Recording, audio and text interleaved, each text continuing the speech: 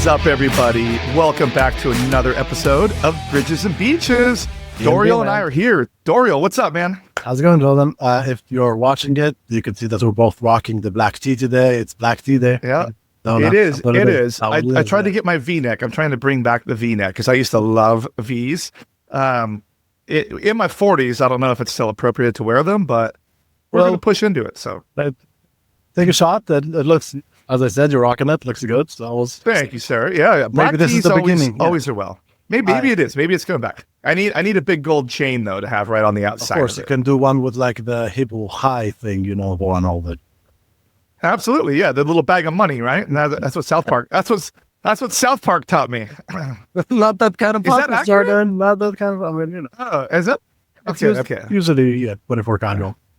Oh, okay. So what's up, man? How was your week? Tell me about your week. That was good. It was, weekends are always hectic, but then the week starts and like, where's the weekend? But it's really cool. I'm actually excited more for the coming weekend because I told you we're about to go to Pennsylvania and we found out that, but we're actually got a pretty cool. That's right. You're going to be churning butter, right? Yeah. Churning butter. Churning butter, milking some cows, tanning leather. That's also old tanner, is there? It's very Amish of you on all of the things. I will probably be chilling at the lake house with some friends and hopefully eating. Does it have a boat? It has, I think, like kayaks and like paddle boats. Okay. So it's like go to the Catskill style thing, like correct. Where the Catskillers in the Poconos and cost a little bit. Yeah.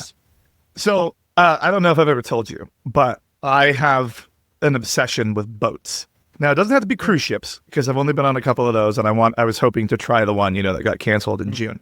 But I love being on a boat and having a drink. Like I feel like there's nothing like it. Like little mini yachts, big yachts, speedboats, not so much because they're a little bouncy. It's more like pontoon boats.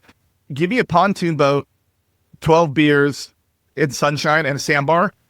I will be on cloud 9. Do you ever get seasick at all? Or I don't know. So maybe ever so slightly. So here's the thing. When we go on the big cruises, I buy the patches, the scopolamine behind the ear. It's like a Dramamine thing.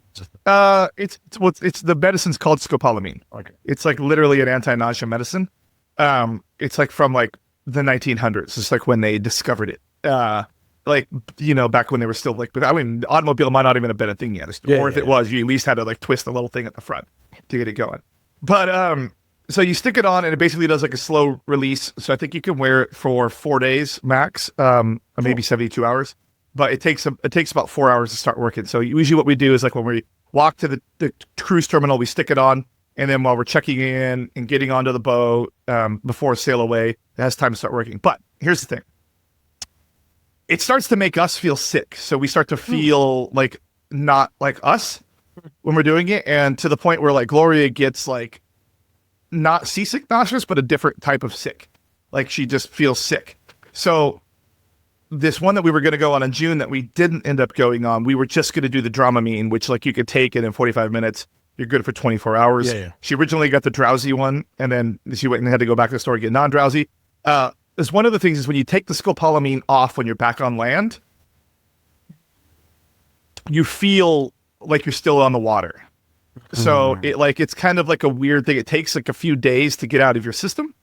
And I want to try it without it because I want to say no, I don't get seasick, but I've never raw dogged a boat. Like I ride like regular boats, like on the lake, like Lake Havasu. If anyone is listening to this, please don't take what Spring said out of context. He said he never is a boat, even on a boat without anti-lock. Did I not? I mean, I don't know. As long as it's not a motorboat, I think you're fine. Qualog. Yeah, a motorboat, not a boat, so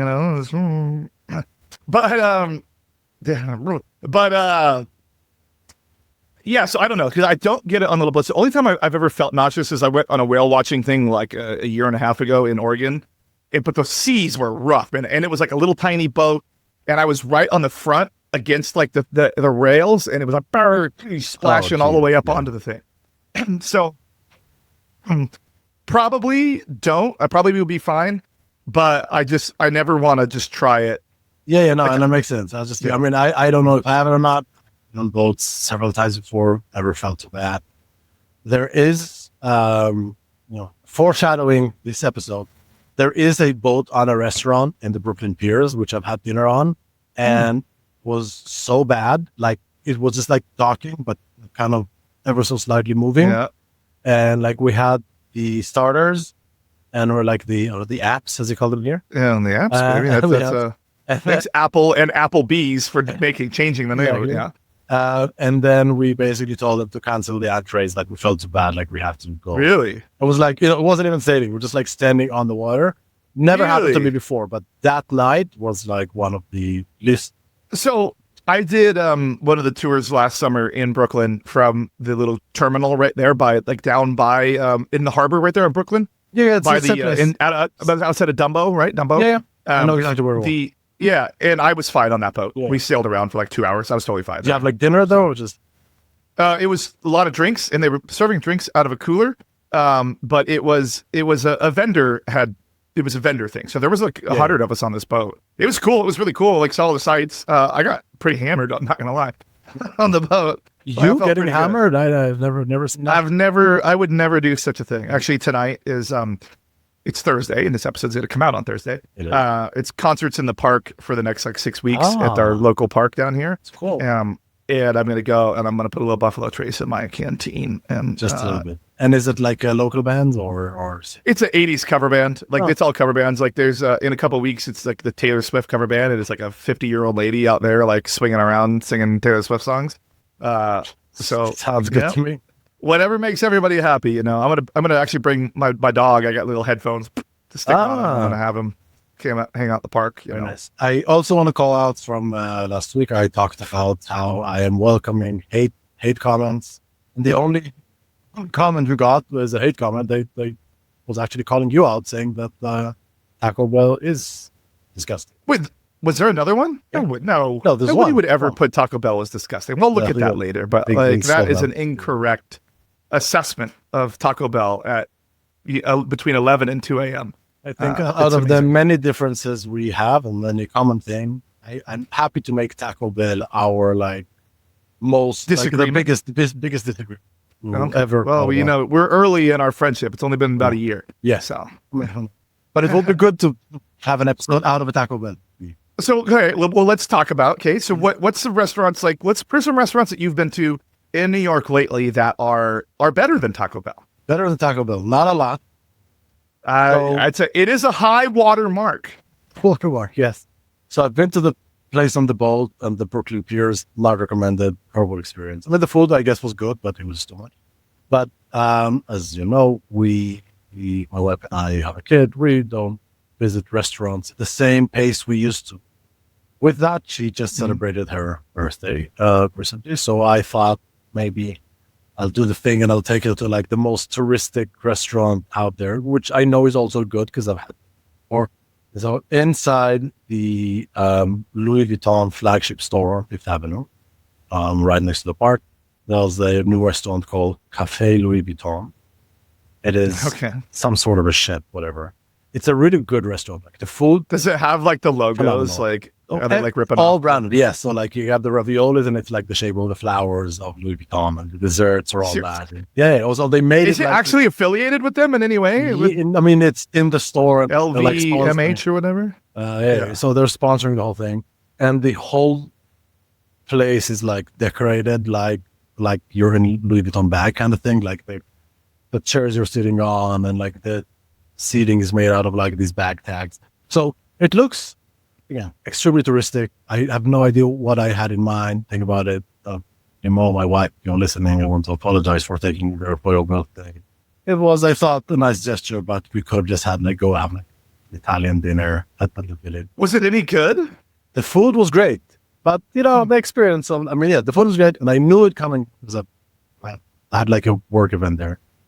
But you know how sometimes you just get so confused in your mind. It's like, oh, let's do this. Let's be like tourists for a day.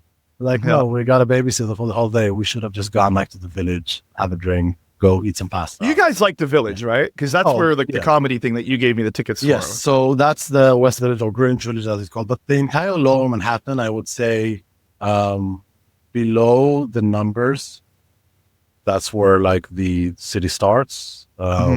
So like a little below Houston Street. There was the Village, and also actually the East Village and West Village are actually where the numbers are. So just lower Manhattan. I like it a lot. It's not a lot of skyscrapers. It's a really like cool vibes. A lot of young people, obviously. NYU's. It was right really there. cool. Like, because I went down with Cambria and Colin. he was with but Colin. she was calling him something else. Something else The with whole Colin. night. Yeah, so Colin. So the three of us went down. You gave us tickets to go to the Comedy Cellar, which was awesome, by the way. Got to see a comedian that I used to absolutely love, Colin Quinn. You named Colin, yeah. It was funny enough. Yeah, Colin Quinn. Yeah, Colin and Colin, bro. The Colin show. And they're working on it. They're scoping out. But it was funny. He had somebody was like, "You're famous to him," and he's like, "Bro, I took the subway here tonight. I don't think that's famous." Yeah. But So I mean, the vibe of like to me, a perfect cool. night out. A perfect night out is have a nice dinner somewhere. The Village has so many good restaurants. We can name a few. And then you go down to the Cellar. You watch a show. And then at midnight, you go to the Mesro or Smalls. Both are like jazz clubs. It's like you go like down the staircase. Underneath. I mean, there's no cigarettes because no one's allowed to smoke inside anymore. But it feels like there should be cigarettes there. But then at 12, like at midnight, it's just like a jam session. So like the best musicians, the best jazz musicians in New York, which are the best jazz musicians in the world, just go up there. Because you guys have last call at 4 a.m., huh? Yeah. So they just go up there with like whatever your instrument is, a guitar, a saxophone, whatever, oboe, I don't know. And they're just jamming it out. And I'd like to see an oboe session. Yeah. I mean, dueling oboes. You are coming to New York in October, so I'm going to. Well, I want to go see some dueling oboes, so let's do this. I'm not sure oboe is going to be on the menu, but definitely best jazz you've ever listened to. Yeah, I would like to see that. No, I mean, so one of the things that I've always think about when I go to New York, because I haven't spent a lot of time in New York, and then like I just based on my trips there, like I always wind up in like Midtown Manhattan. But one of the things that I think is so cool about New York, and we don't have that here, is like when you're walking down any street, there's just restaurants and bars, and every like little thing is something. Like every shop is something. Every address is something. And like down here, you'll have to walk a couple of blocks before you find a business that's even open half the time. Especially like even like in downtown LA, because that's just kind of a wasteland. But even like on Ventura Boulevard, like where they have that type of vibe where it's like restaurant. Half of them are always at any given time are closed. In New York, there's always like if you walk to something and it's busy, you can just walk next door and get something too. So what I love about New York is exactly that. There's something happening every street corner.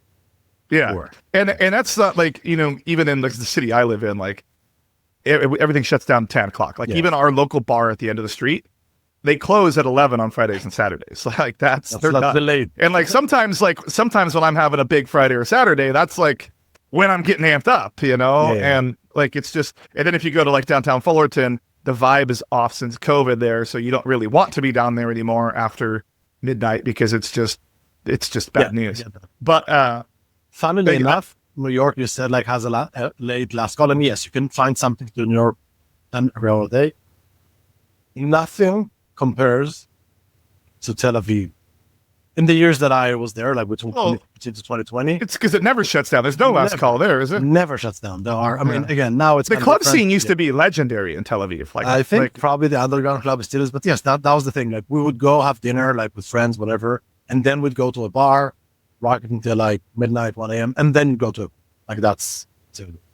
And maybe when I was there, like we just kind of stayed because I was there with a vendor, so we kind of stayed to their program. We didn't get to go out on the town that much, like I went up to Jaffa on my scooter and had dinner at the place that the guy told me I ordered too much food. That was super cool. But other than that, like we were like kind of on a set program. So we had we went down to the skyscraper area one night and had dinner up high. But what we did was just walk back down and go get on a bus and go back to the hotel.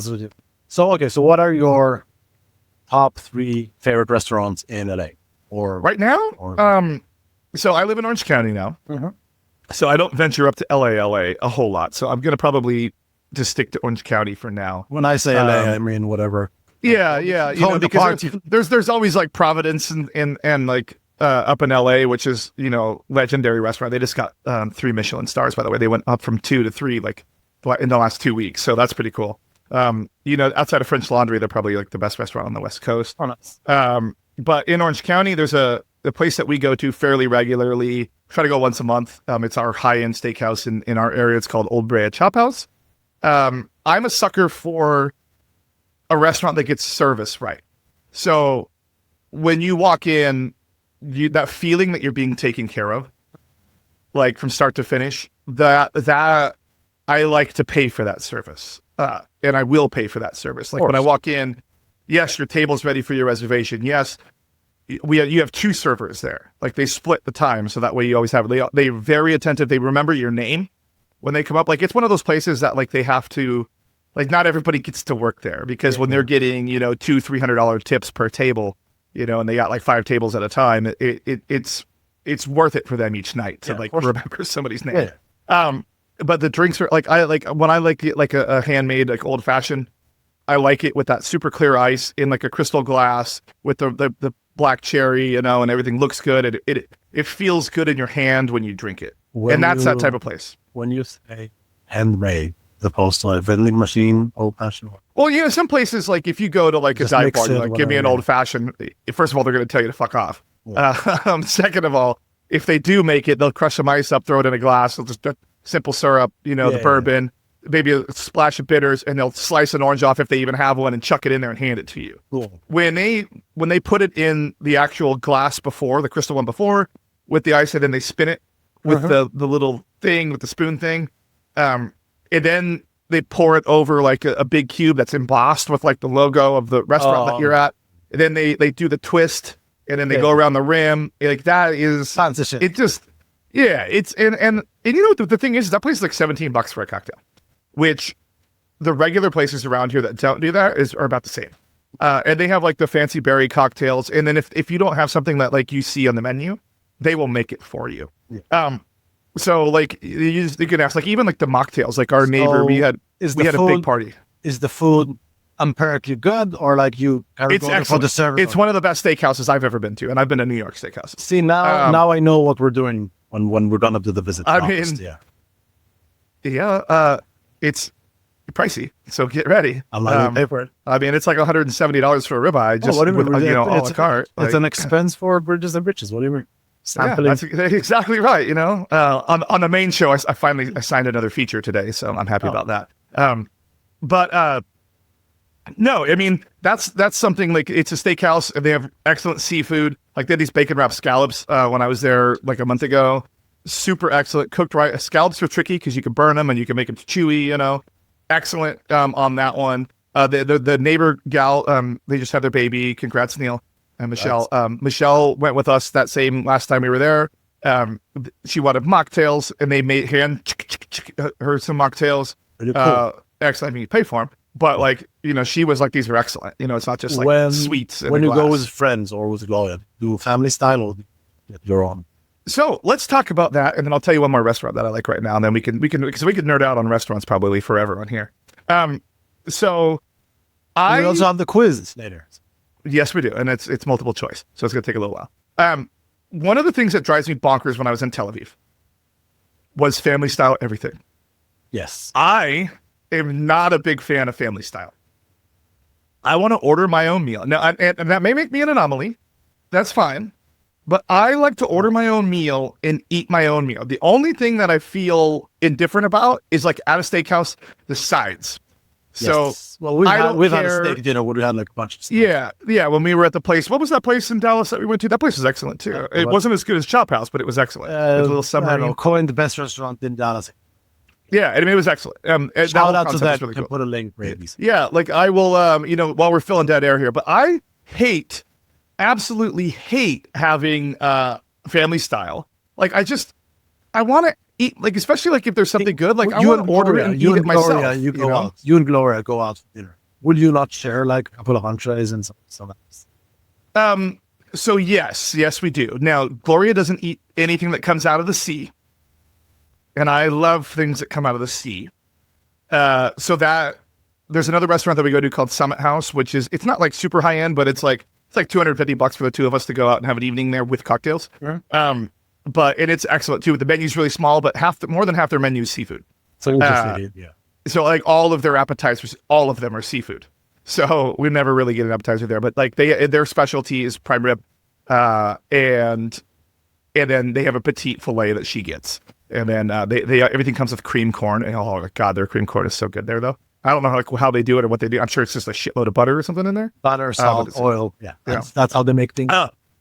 But the restaurant in Dallas is called Town Hearth. Town Hearth, Town Hearth. So shout out to Town Hearth. Middle and some aquariums with some fish and stuff.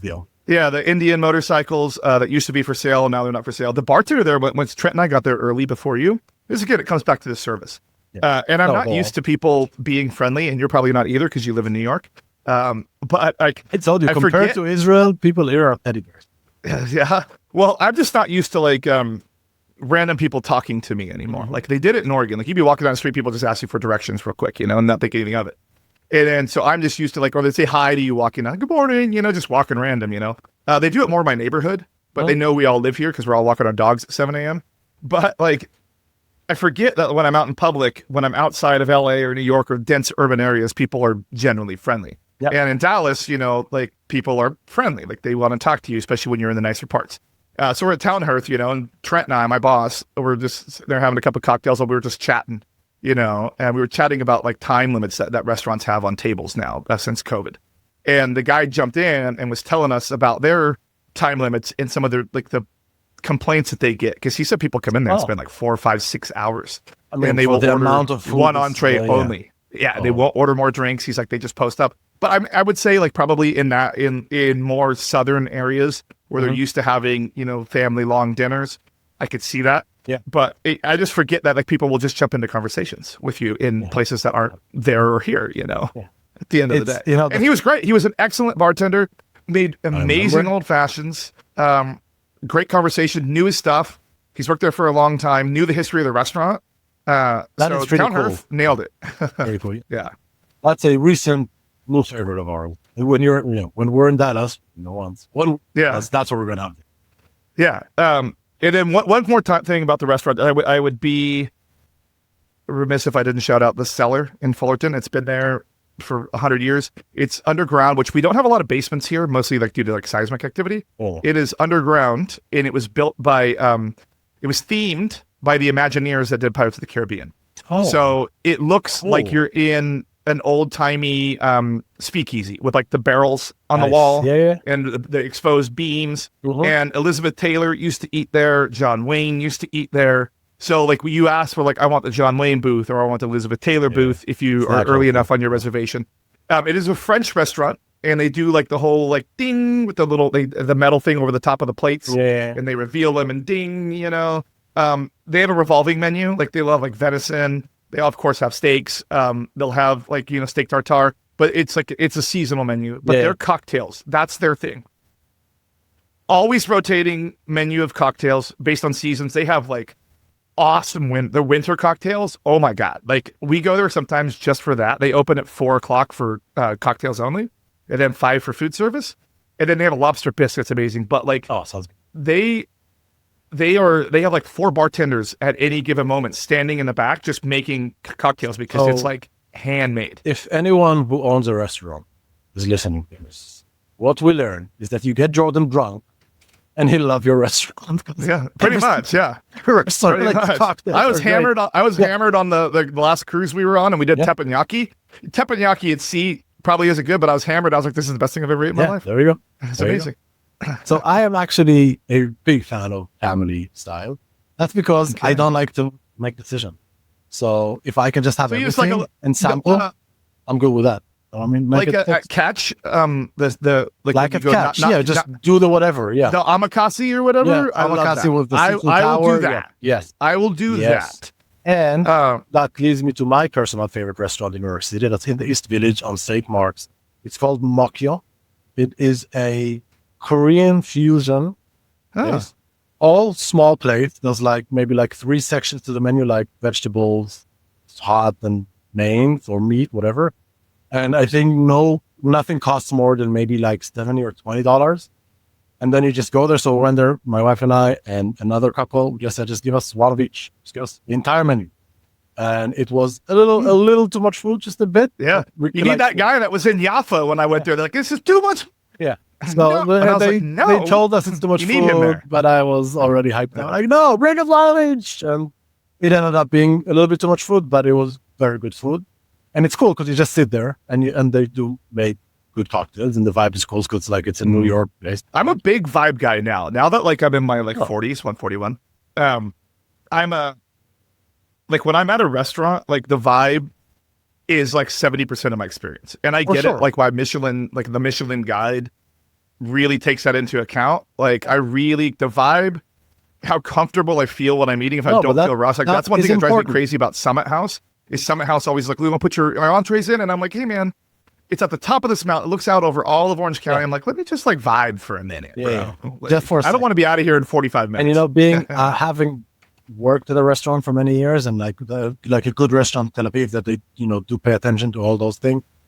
It is so easy as a waiter to make your diners feel good. Like, don't take their plates right away when they finish eating. Give them literally 90 seconds more. Just sit with them. Then make sure everything is clean and give them 2 minutes. When they do the crumb thing, God, I love that. Right? Yeah. Just like make sure people are like nice and easy. Don't rush anyone. Act what they want. Look in their eyes. Smile. You can tell a little joke. It makes people feel so good. And the places that don't do it, that serve great food, it's like, what a missed opportunity. Like you're making good food. That's like 50% of the work. Not just be normal and treat us nicely. Yeah. And that's where like I've been known to be a very generous tipper. My girlfriend gets very upset with me sometimes. But like when I have a memorable experience at a restaurant, I want the server to remember us if we come back. That type of thing, you know. And I would say it's been pretty successful. Yeah. Overall. Like now some of the places that are a little harder to get reservations in, we don't have to struggle that much usually, you know. They'll make room for us. Yeah. So I mean, well, we should we should always just talk about like, not every week, but often talk about some new restaurants that we did. Here are two things I want to do next. We have the quiz. Yeah, then we have the quiz coming up. Maybe before the quiz, you can share some of the experiences of the big concert you were in last week. The concert I was at? Yeah. I mean, I know you've been waiting for it for a while. I have been waiting for it for a long time. And so I know that sometimes when you wait for things, they end up not being. But I don't know. I went to go see my girls in Blackpink at SoFi Stadium on Saturday. Which was it was a grand opening show of the It was tour. their first of their U.S. leg. Oh, the U.S. leg. And so I'm a big Blackpink fan. Jenny is the bias, for the record, because that's a question that people usually ask you. So I wasn't the only white guy there. There was 7 of us, and we've been 70,000. So we found each other because we could see over everybody. But I brought Gloria, who didn't want to go. She'd never stood up once. So she had to go get me drinks when I needed refills. They didn't have every bar open because there was a lot of people under 21 there. Surprising or not? Yeah. Yeah. I will say there's a couple of things. The poor girls, the spotlight didn't come on for like the first song and a half. So it was pretty dark and you could see the dancers, but you couldn't see the girls. And that's kind of like the reason that everybody's there is to see the 4 of them do their dance. So then they got the spotlight figured out. And then also, they didn't pay for the Halo board. So there was like it was just dark. And so only the stage was lit up and one of the panels was going out, but their sound mixer. And I have worked in the music industry in my life for a long time. Not right now, but that was one of the muddiest mixes of sound. Now I know that building's challenging, but they should have used SoFi sound system a little bit because they were using their own sound system that they brought, and it was way too underpowered for the size of that room. So it made it sound muddy. And that is not something that they should have done for that level of that was a very, very expensive concert, even for SoFi Stadium. Yeah. I think they were counting on like some fans that said like, I mean, I would say the fans, they didn't care. Now, if you look on like threads and stuff, there are people that are discussing it, but 15 people out of the 70,000 that were in that during the first night, there was 2 nights there. I was hoping I was going to get Bruno Mars on Apata, Rosé's song. Did not, but he did come out the second night that I wanted to go the second night that you were supposed to come here for the second night. I did. Could have got a Bruno Mars. Easier to just get to Bruno Mars. Yeah, it is. Especially because he plays at the Park MGM. But I would say I enjoyed it a lot. I'm really because I wanted to go to the Dodger Stadium show that they did a couple of years ago before they took their hiatus. I'm worried that this is probably going to be the last time they really tour as a group because their solo careers kind of took off a little bit. You've been there. Yeah, I want to go. They're doing 2 nights at MetLife too, and I wouldn't mind going to that. I think it's this coming weekend. Really? Maybe it's either this weekend or next weekend. But I saw a real artist at MetLife a couple years ago. Paul McCartney. Oh, they're not doing MetLife. They're doing Citi Field, where the Medis play. The Mets. The Metropolitans play. Let's go Mets. Yeah. Right. Yeah, there you go, man. I was out there in Met fever last year, and then the fever broke real quick. I mean, now they're pretty good at this. The comment you made at the beginning about being one of 7 white guys. A couple of years ago, I went to the Harry Styles concert here at the MSG. He's a great artist. No way in hell you were one of the only white guys there. No, there was one more. He was on stage singing. Yeah, really? It was mostly, I would say 14-year-old girls.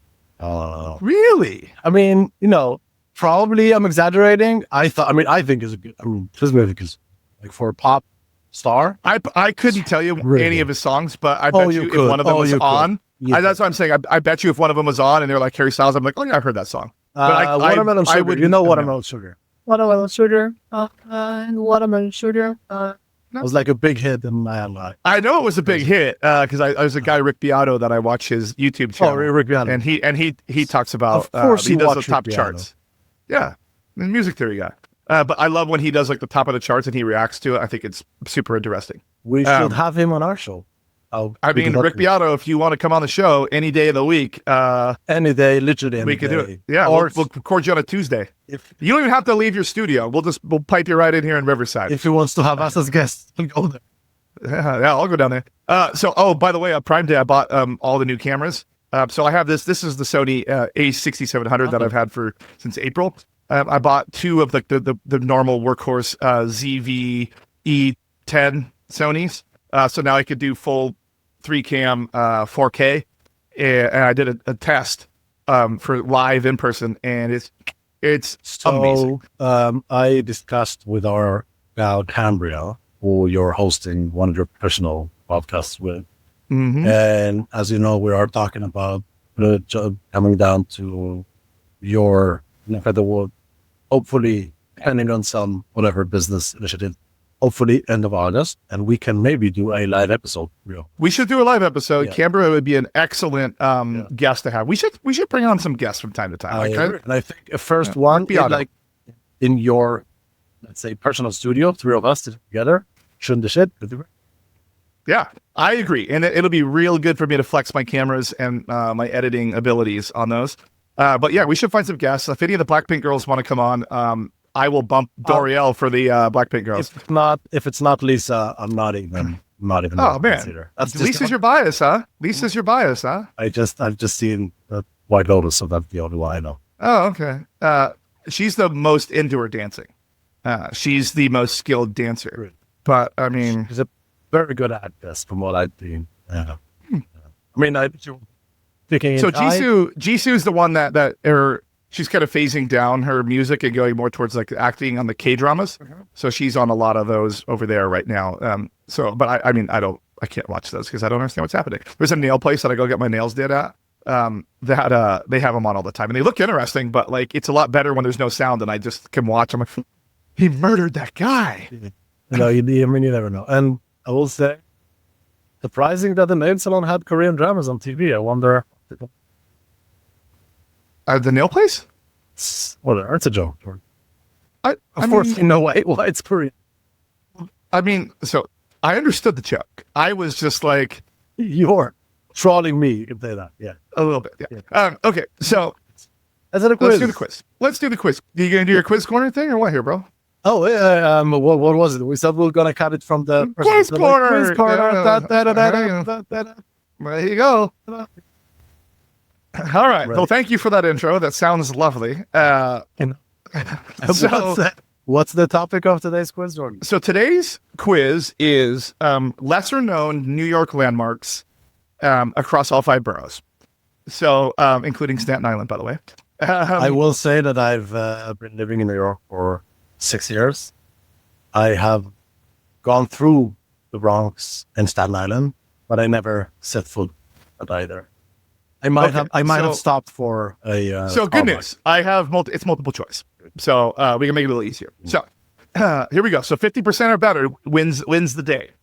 All right. Did you lost your first one completely on the Beatles, or did you get 50% or better? I can't remember. I got 60%. Got 6 out of 7. Okay, so you win, and I won the emo cruise damn near perfect. You had you had 7 because I gave you 1. You got 6.5. Yeah. Oh, that's yeah. All right, here we go. Which of these lesser-known historical and cultural sites featuring beautiful gardens and a preserved 19th century sailor's retreat is located in Staten Island? Ready? Snug Harbor Cultural Center and Botanical Garden, Wave Hill Public Gardens and Cultural Center, New York Botanical Garden, or the Brooklyn Botanical Garden? Geez, I wonder which one it isn't. It's not 3 and 4.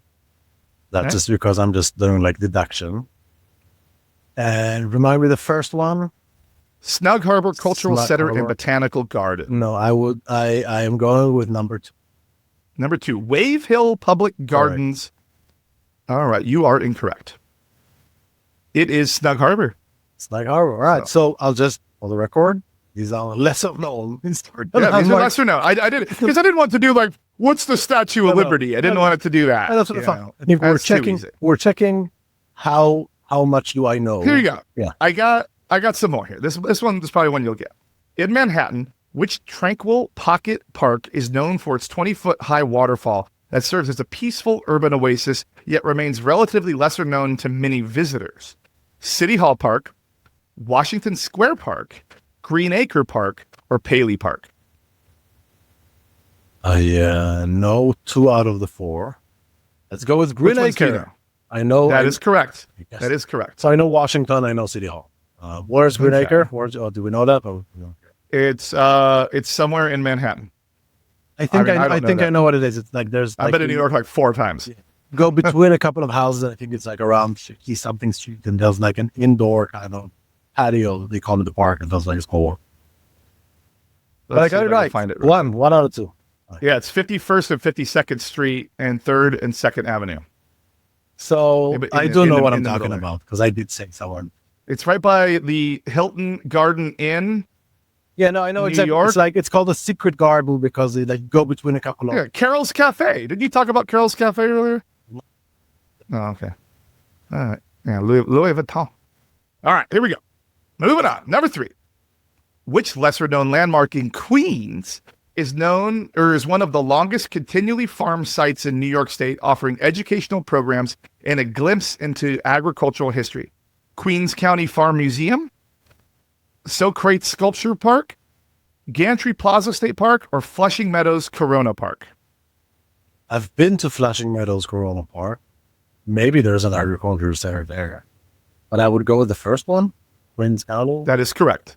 Queens County Farm is correct. I do feel like this quiz is testing my ability to deduct things from the answers rather than actual fact, but I'll take the 2 out of 4. That's kind of the point of multiple choice. Right. I figured like if I just had you just name it, that was never going to happen on this one. Oh, because I didn't want like, One World Trade Center. I wanted like I wanted some New York flavor in here. That's not a bagel. Remember or not, last episode I suggested you quiz me on something I know nothing about, so I think this is important.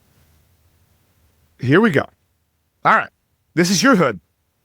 Located in Brooklyn, which unusual and lesser-known historical site is a bottle beach formed from a landfill where fragments of glass and ceramics from the city's past wash ashore? Coney Island Cyclone? Isn't that a roller coaster?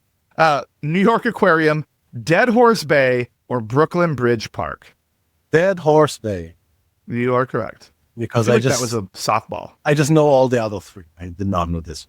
Brooklyn Bridge Park is that's the one by the one Hotel Brooklyn Bridge where I stayed last time or 2 times ago. That's exactly where you took the boat.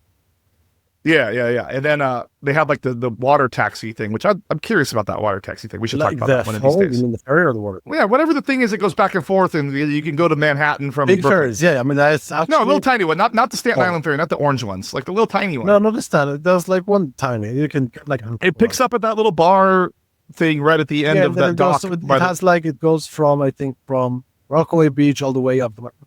I've used it many times. It's actually a pretty cool way to get from one place to another. Yeah, I would like to take that instead of the Brooklyn Bridge on that cluster. I mean, yeah. If you have other timing, actually the fastest way to get from Brooklyn to Midtown Manhattan, but people use it to commute. Yeah, I would every day. If I lived right there, right on the water, which I'd love to, and look at that city every day because that's an awesome view. Cost a little more than what you pay now, I would say. Yeah, probably. This is only a $1.2 million house. I probably can't even get you a closet in one of those buildings. All right, here we go. So in Manhattan's East Village, which lesser-known historic site holds the distinction of being New York City's first non-sectarian burial ground, I don't know what that means, with most interments in underground vaults? The Cloisters, Tenement Museum, New York Marble Cemetery, or Trinity Church Cemetery? Trinity Church is not in the East Village. I know that. Alexander Hamilton is buried there. Right. What were the other? The Cloisters, Tenement Museum, and New York Marble Cemetery. I would go with the first, the Cloisters. That is not correct. It is the New York Marble Cemetery. Marble. I've lived very literal there sometimes. Yeah. It should have just, I thought it's a... All right, we're going to the Bronx now. Ready?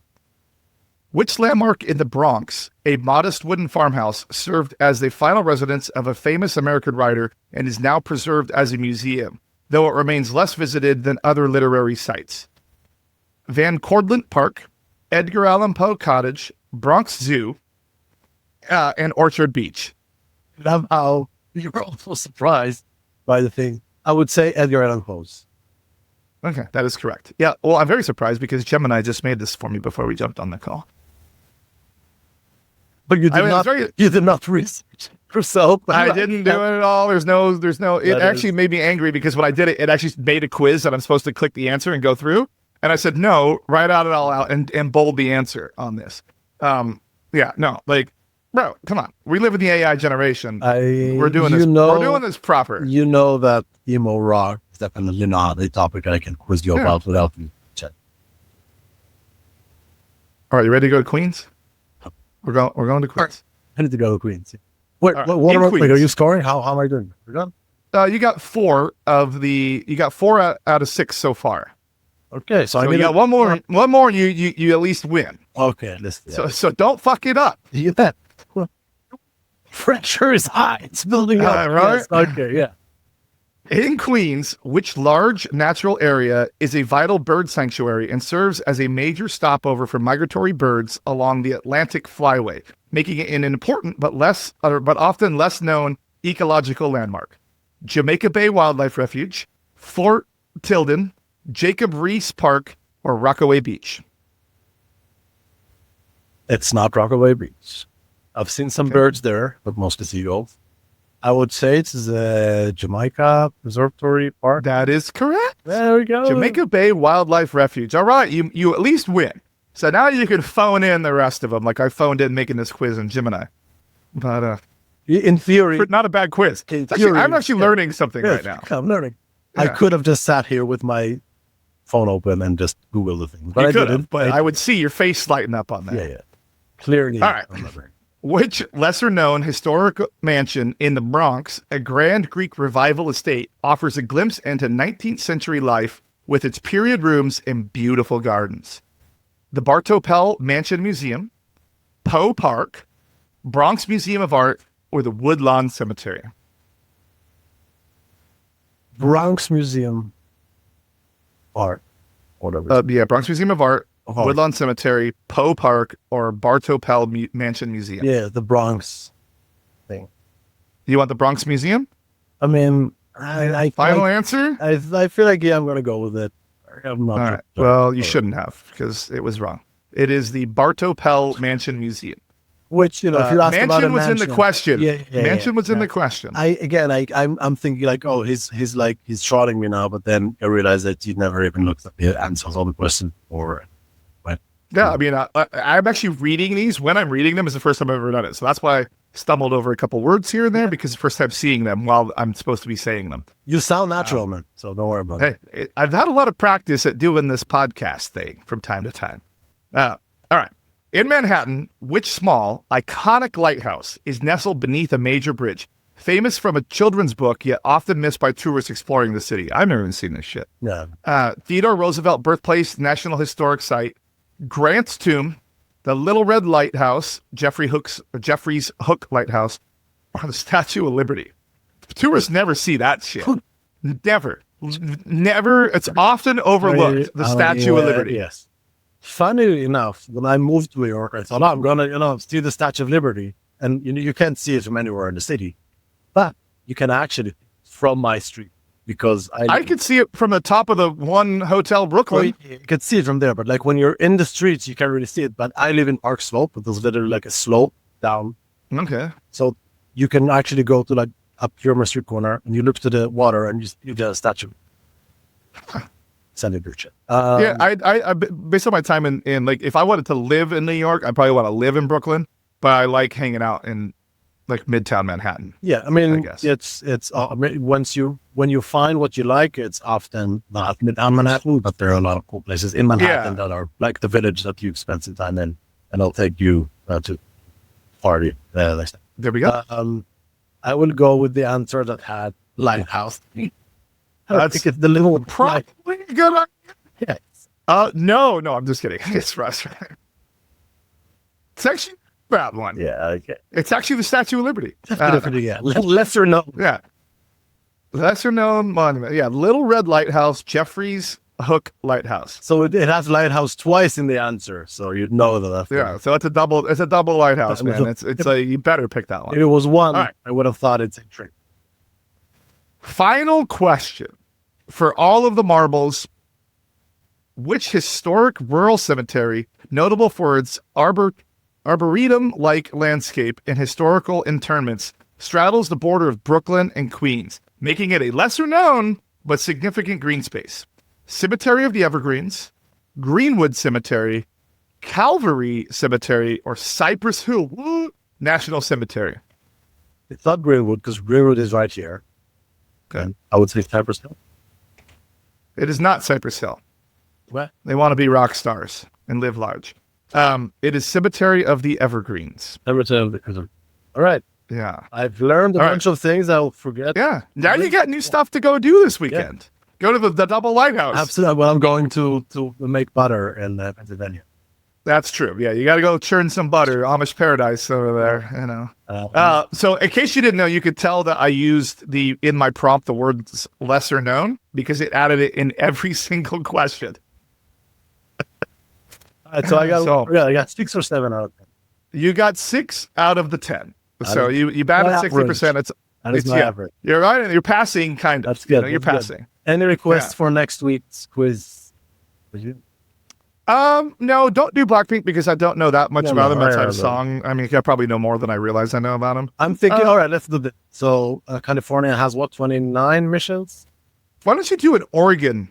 I don't know anything about the missions. I don't do missions, dude. I am the least religious person in the world. Well, obviously me as well. But when I went to Why California, don't you do an Oregon landmarks quiz where I'm from? Oregon. Let me see if I get that. Quiz.